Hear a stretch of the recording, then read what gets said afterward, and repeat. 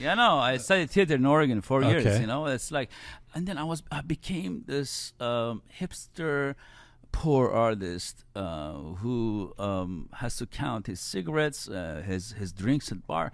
So I got just fucking tired of this, man. So I started like looking for how I can make more money doing what I do, and then I sold my soul to Persian media. Why are you, first of all, why are you in this media game? What do you love about interviewing people and making this programming? The reason I ask is, having been in it and having been through the ups and downs of it, it can feel like, I mean, you are putting yourself out there one way or another. And you have been indefatigable. I mean, you keep going. The show ends and you start a new show, and you keep going and you keep going. You're the Energizer Bunny. But it can, especially in media, especially when you're scrutinized, especially when you got to keep putting out new content, it can feel like knocking your head against the wall. So what is it that you love so much about doing this that makes you keep doing it? Look, I'm not a media, even though I started really early in media, but I was never like a media guy. I always thought that TV and radio are cheap, and I have to go after theater and cinema and the art that I can express myself fully. But at one point in my life, I got tired of counting my beers that I drink in a bar. And I I didn't have any money. I was like a theater guy in Portland, Oregon, and it was like right after Bush war against Iraq, and so there were like so many playwrights that were writing Middle Eastern parts. I missed this part where you were in Oregon. That's interesting. I studied theater in Oregon 4 years. It's like, and then I became this hipster, poor artist who has to count his cigarettes, his drinks at bar. So I got just fucking tired of this, man.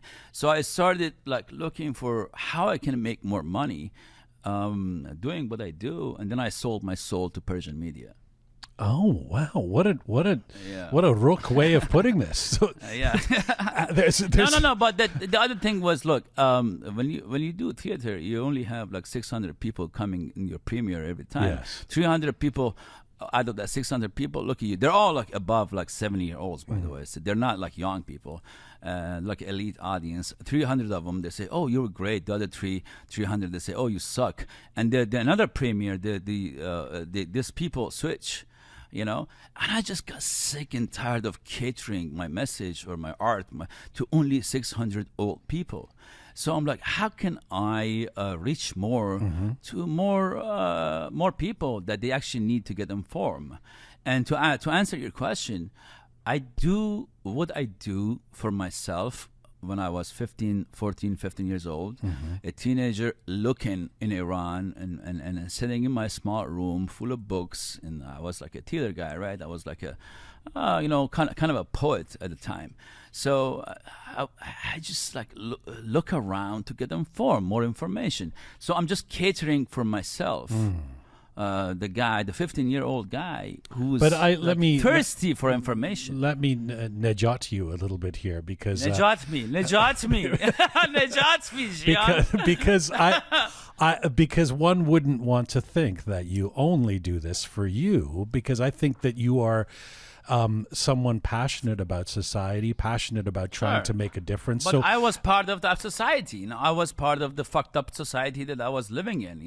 So I'm the example of a generation that they just didn't have. Everything is blocked. In Iran, everything is blocked. Twitter is blocked, Facebook is blocked, everything is blocked. So at the time, we didn't have this, and the internet wasn't as huge as today, but still everything was blocked. And when they take away information from you, you actually get more thirsty to learn more, to see more.